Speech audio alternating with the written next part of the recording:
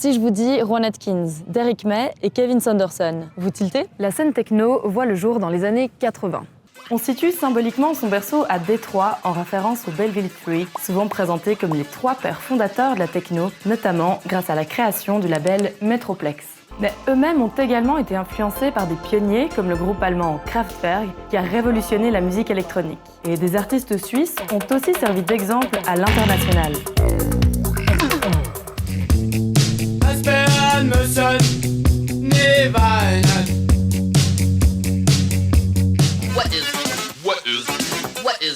Et au moment où des artistes comme Jeff Mills, Kraftwerk ou Manuel Göttingen font fureur aux États-Unis, en Allemagne et dans toute l'Europe, Zurich se démarque rapidement et devient un lieu incontournable pour faire la fête. Depuis, la culture de la musique techno zurichoise a intégré le patrimoine immatériel de l'UNESCO. On associe facilement Zurich à la street parade, mais la richesse culturelle de la scène club zurichoise est bien plus vaste. Zurich, quand même, la ville de tous les dangers à l'époque. There was a massive rave already going on there. C'était pretty wild. I also become goosebumps when I think about it. Qu'il s'agisse de fêtes dans des squats, de raves dans la forêt, dans des zones industrielles ou encore de soirées dans des clubs officiels, la culture techno a marqué des générations et a rendu la Suisse plus moderne et libérée. Alors d'où vient cette culture des clubs à Zurich et comment a-t-elle évolué au fil des ans?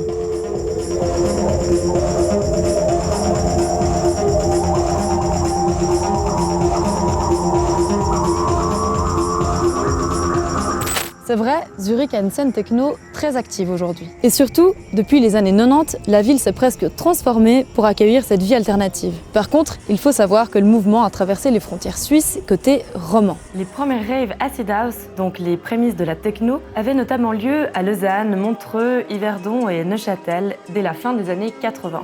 Ces soirées étaient tout d'abord organisées de manière illégale dans des entrepôts ou en open air, puisque les clubs institutionnalisés étaient méfiants à l'égard de cette évolution musicale.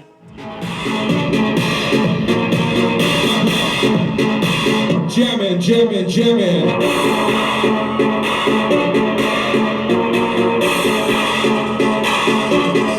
Vogliono andare a dormire, invece vogliono ancora divertirsi.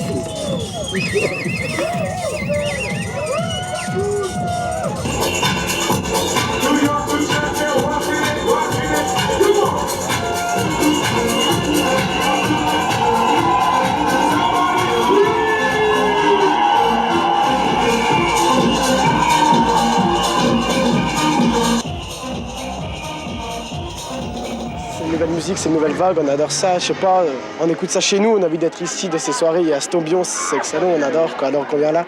Il y a plein de gens, ils sont tous sympas, il n'y a jamais de bagarre, c'est nickel quoi. Il faut choquer un peu les gens ici, il faut leur ouvrir l'esprit un peu. Venez les gars, ça va être la folie. Les allumettes, la folie. À une époque où les réseaux sociaux n'existaient pas pour faire la promotion des DJ et des soirées, la radio Couleur 3 a joué un rôle crucial dans la diffusion de la techno à Zurich et en Suisse de façon générale. Des émissions comme Pump It Up, Cool It Down ou encore Métissage, écoutées jusqu'à Paris, ont porté haut et fort les couleurs du mouvement. You're on Pump It Up, Color 3, the place to be. Tell me what you want to do. Impossible de ne pas mentionner les légendaires Jamin et Mr Mike qui ont apporté en Suisse les influences des US et des UK.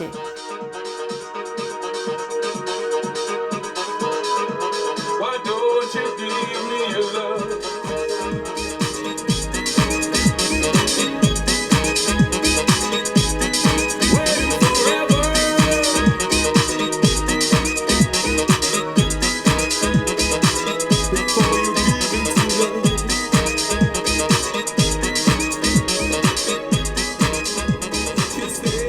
Je viens à New York pour entrer en contact avec tous les gens qui pourraient m'apporter toute l'énergie nécessaire pour amener des nouveautés en Europe, en tout cas en Suisse.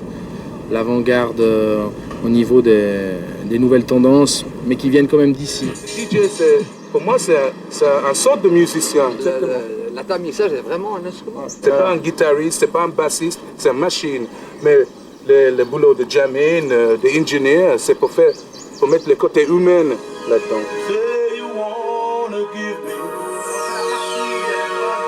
Et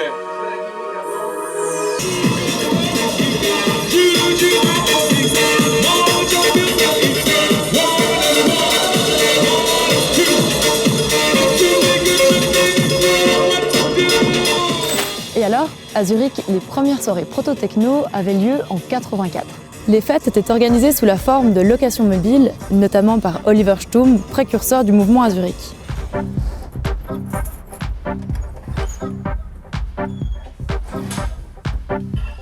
Mais en ce qui concerne les premières soirées techno à proprement parler, elles ont vu le jour au tout début des années 90. Oui, c'était une époque quand c'était tout à fait différent parce qu'il n'y avait pas beaucoup des occasions, il n'y avait pas beaucoup des parties, pas beaucoup de salles pour faire cela. Donc oui, c'était assez exclusif, mais aussi très très ouverte pour l'audience, pour le public. On n'avait pas aussi besoin de security parce qu'il y avait aussi une ambiance très très relax, très très calme, ouais, à ces soirées-là. C'était nouveau.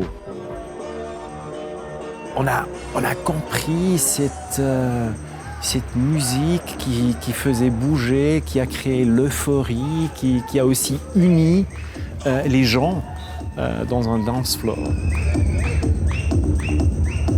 Yeah, it was quite spectacular feeling this very new culture of letting go, be free, be whoever you want to be, dress however you want to be, just get involved, there are no rules.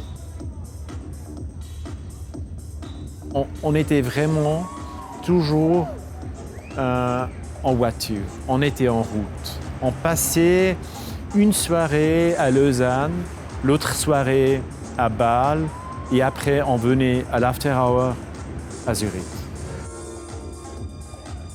Il y avait aussi beaucoup des Romands qui venaient en Suisse alémanique, qui venaient à Zurich ou qui venaient à Rockville pour faire la fête parce qu'à cette époque-là, ils ne pouvaient pas vraiment trouver des options comme ça en Romandie.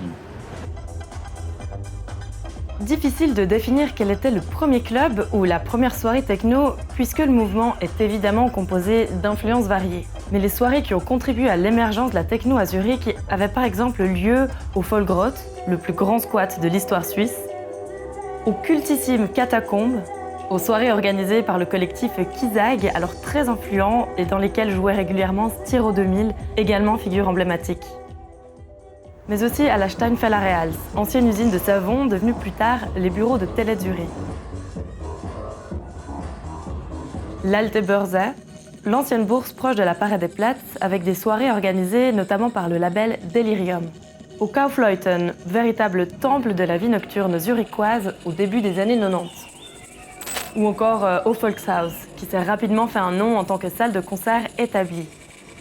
Et, à 1 heure de Zurich, un village attirait les technoheads de toute la Suisse et bien au-delà. C'est ici, et plus précisément là, à la Gugelmann Areal, qu'avaient lieu les raves les plus folles.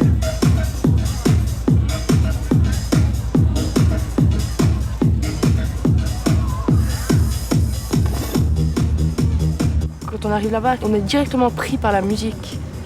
On sent presque obligé de danser, parce que déjà l'ambiance et tout, ça nous prend vite, quoi.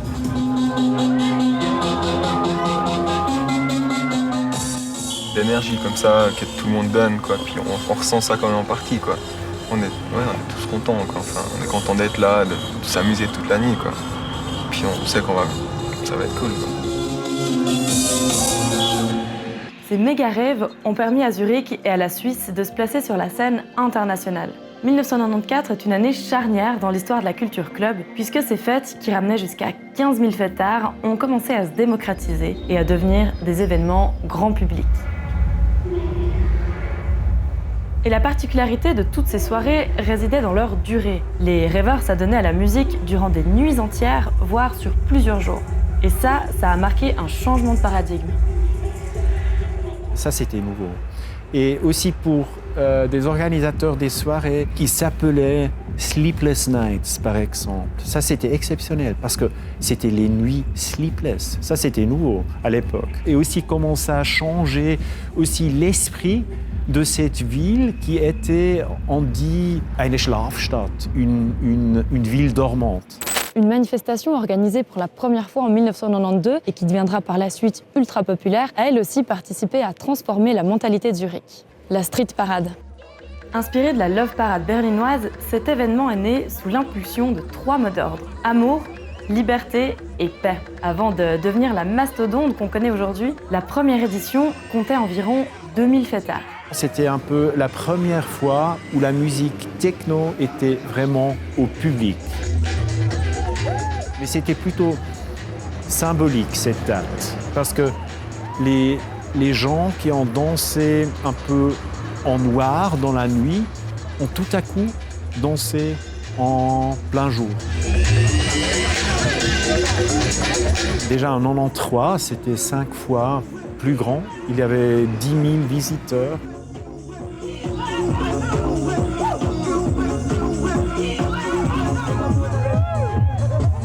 Et après, c'est explosé. Ramenant chaque année près d'1 million de participants venus du monde entier, la Street Parade s'est transformée en la plus grosse fête techno du monde. Devenue par la force des choses plus populaire et plus mainstream, la scène alternative se met à organiser des soirées parallèles pour les rêveurs plus authentiques. Bars illégaux, scènes underground ou after-party commencent à peupler les alentours du centre-ville. Ces contre-soirées ont fortement aidé à forger la scène techno zurichoise.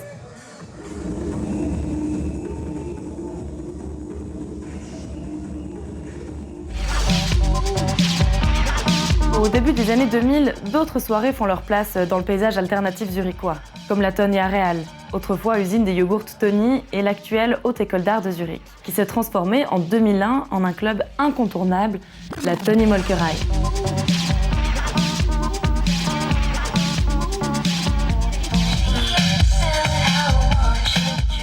Aujourd'hui, la techno s'est démocratisée à tel point qu'elle a intégré le patrimoine immatériel de l'UNESCO. C'est une forme de reconnaissance pour un mouvement qui a longtemps été associé au squat et à la drogue. Les clubs qui représentent la scène techno actuelle à Zurich sont encore nombreux, mais quel est l'héritage des années 90 ? I think the spirit is there. What's very special about is that a lot of people I know who were parting or also starting this movement of electronic music in the 90s are still there. For them it's mostly not easy to find the younger people, but they are. In Zürich, wir haben sehr viele auch Off-Spaces, also neben den Clubs so, wo halt so halblegal bis illegal Partys gemacht werden, und ich glaube, das ist schon sehr speziell, oder? Ich glaube auch allgemein, dass Nachtleben so ein wichtiger Teil ist von Zürich. Da haben sie in den 90er Jahren sozusagen eine wichtige Vorreiterrolle auch gespielt. Aujourd'hui, toute la scène techno s'est beaucoup professionnalisée. On a des sonos qui sont hyper bien. Même si on organise une soirée rave, free techno un peu comme ça, dans un squat, on organise cela. C'est plus si spontané, un peu chaotique. C'est bien organisé et ça a changé beaucoup.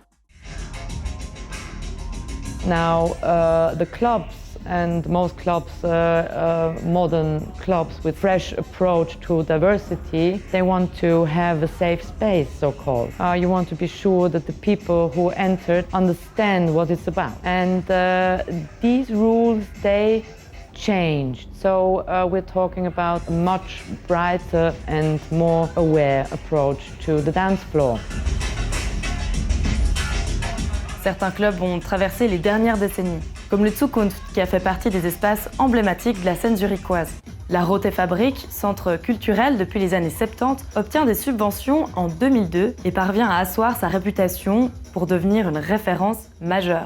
À Hardbrücke, où divers clubs tournaient à plein régime dans les années 90, certains ont changé de nom, mais persistent à garder cet héritage et se battent contre la gentrification du quartier. Ici, on est au Gerold Areal et c'est une zone où il y avait beaucoup de clubs. Par exemple, maintenant, je suis en face du Supermarket, qui était le club garage dans les années 90. En face, il y avait le Spider Galaxy, qui était après le cabaret, qui est maintenant fermé. Et en plus, il y avait aussi les catacombes, qui est devenu le Houguet et qui est maintenant le Hive, qui est encore un des clubs les plus connus de Zurich. The future of the scene is more and more depending on something very rare, especially like in a city like Zurich or other cities in Switzerland. It's space. So it has to be also a change in a political way to save the cultural heritage and to have enough space for young people to develop their own thing free of being or have to be commercial. It needs to have like the right circumstances.